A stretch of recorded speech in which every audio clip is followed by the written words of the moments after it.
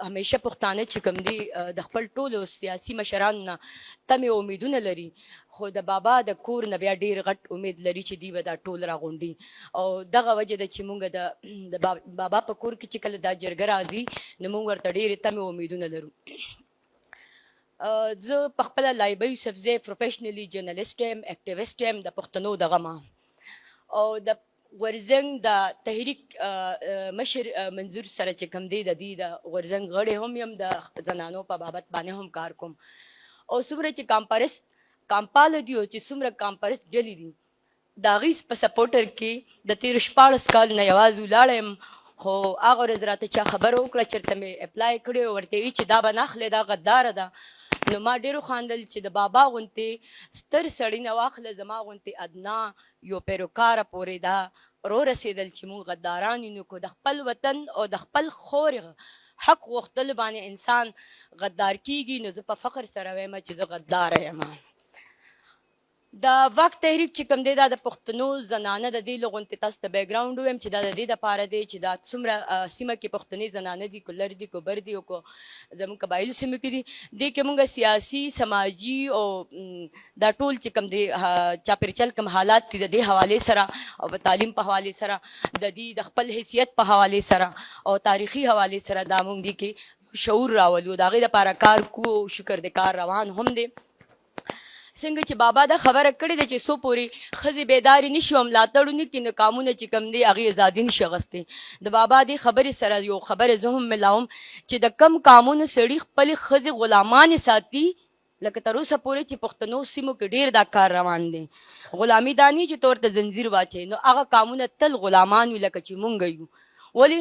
کله مونږ د مذهب په شکل کې او کله د کلتور په شکل کې او کله هغه مذهب چې هغه بل جوړ کړی دی په مونږ باندې امپوز کی او د هغې په شکل کې په مونږ باندې رنګارنګ لوبې کی، خو هغه په زموږ په ښځو باندې هم کی. لکه بر افغان کې چې په پښتنو سیمو کې په ښځو باندې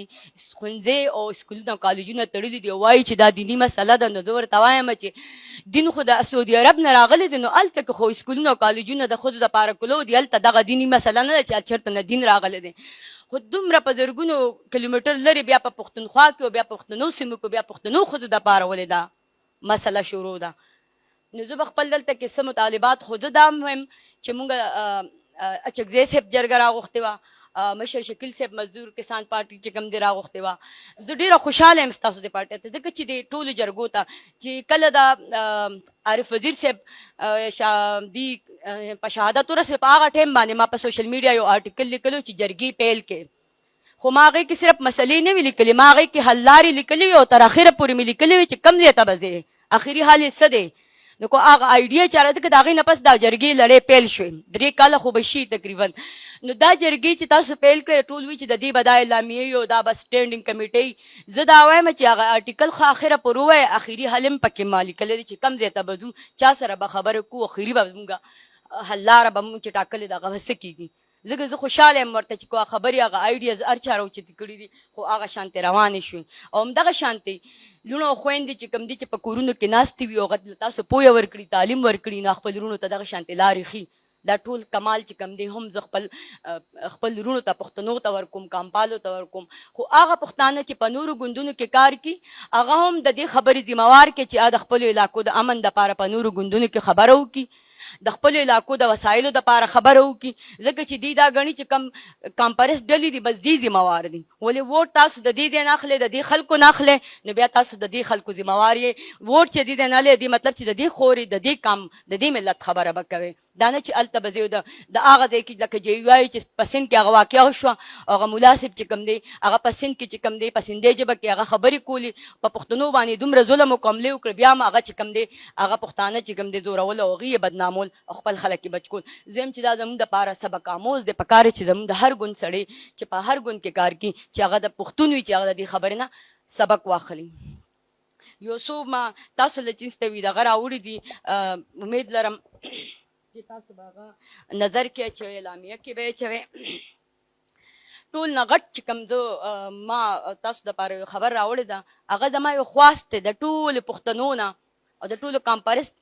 ډلو مشرانو نه چې د خدای دپاره اوس وخت راغلی تاسو یو شئ، تاسو سره ولس ودرېږي. تاسو وکتل په دیر کې په میدان کې په وزیرستان کې په سوات کې خلک راپاسېده چې مشران راپاسي نو ولس خامخا راپاسي او د ولس زور د خدای زوري نور چې کم دی هغه اردو کې ویس بلی کې گلے میں اب گھنٹی ډال هی دو د دې نمخ کې چې دا نن کې مې زنانو وجړل ولې چې جنگونه سړی راوړي او ځپلې کېږي اخر کې ښځې ځکه چې سړی مړ شي نه خو یو طرف ته شي خو شاته چې کوم دی میندې خویندې کونډې رنډې دا ټولې بیا جاړي نن تاسو وکتل چې پوره حال هغې وجړو دا هغه جنګ دی دا هغه ټارګېټډ جنګ دی چې په موږ باندې پوس شي دی او زموږ خویندې میندې جاړي ګوري چې څومره په زرګونو په سوونو لرو بر خویندې میندې دغه شان په کور کې به جاړي په روټۍ پسې په بچو پسې په خپل خاوندانو پسې په خپل وروڼو پسې خو موږ دومره توان نه لرو چې موږ هغه کورونو پورې ایون پښتونخوا کې ځان ورسو چې هغه په کم حالت کې ناست دي ما مخکې هم جرګه کې ویلو چې دا ترهګرۍ د جنګ نه ځپلې شوي چې کومې زنانه دي خدای دپاره هغوی ته ځان ورسوي د هغوی وظیفې مقرر کړې د هغوی بچیان اسکول ته ولېږئ که د هغوی بچیان یا نوي زلمي شي په کار دي چې هغه تاسو هغه چېرته جابونه چېرته وظیفو باندې هغوی له مقرر کړې دا هم ستاسو ذمهواري ده ځکه چې نن چې خپل ذمهواري پوره نه کړه نو عمر دپاره به نن خو به دا وخت تېر شي خو تاریخ کې به مختورن پاتې شي د ملت ته د قام ته د خور په حیث باندې دا زه بیا خواست کوم چې زموږ مشران د یو شي ځکه چې دا وخت دی د دې نه بالاتر چې مونږ پارلیمان یا دا او یا دا د دې نه بالاتر صرف د دې خورې دپاره او د دې ملت ته د قام دپاره نور چې کم دی مونږ جنګونه نشو برداشت کولی نور چې کم دی مونږ زخمونه نشو جنګونه اوچتولی زه دا غواړم چې کلي سیمې کې او چې کم زموږ قبایل سیمې کې کوڅه په کوڅه باندې چې کم دی د زنانو دپاره اسکولونه او په دغه سیمو کې کالجونه او یونیورسټۍ جوړې شي کافي وشوه چې دغه زنانه چې کم دی د پرمختګ نه وروسته پاتې شي بله دا چې بابا وایي چې کم کام نه جبر وکړی شي نو هغه کام روک شي د تر اوسه پورې جرګو کې دومره پرېکړې وشوې باید زه وایم چې اوس تاسو د دې دپاره تحریک چلوئ کو هر څه کوئ خو دا ژبه چې کم دی نصاب کې راولئ ما پخپله په انټرنېټ باندې زده کړې ده او د پنجابیانو د انګریزانو ژبه مې تر اوسه پورې وي نو اوس دا ټول ماشومان خو دا نشي کولی زموږ نه پس چې کم دا نوي کول د دوی خو بلکل د دوی پښتو ګډه وډه ده هېڅ ورته هم پته نشته دا به دا په دې باندې خامخا زور راولې الې به دا کار کېږي هر علاقه کې چې وسایل دي یوازې به کمپرس ډلې د ګریوان نه نیسي هلته چې څوک هم ووټ اخلي وځي هغه هم د هغې ذمهوار وګرځوي چې دوی به هم د خلکو د حقوقو دغه وسایل تپوس به کېږي اخري خبره دا چې دا بر کم زنانه دي دا پښتنو سیمو کې او دې باندې ښوونځی تړلي دي نو زه غواړم چې تاسو یو جرګه داسې وکړئ او داسې هسې روانې کړئ چې د هغوی باندې دا اسکولونه دا کالجونه د دروازې کولو شي ځکه چې دا به د پښتنو راتلونکي ډېر زیات په تیارو کې پاتې شي چې کله یو مور غیر تعلیم یافته وي نو هغې نه څه جوړېږي هغه کم طرف ته ځي هغه مونږ د ترهګرۍ جنګ کې وکتل نه غواړو چې آینده دپاره هم داسې حادثات وګورو ډېره مننه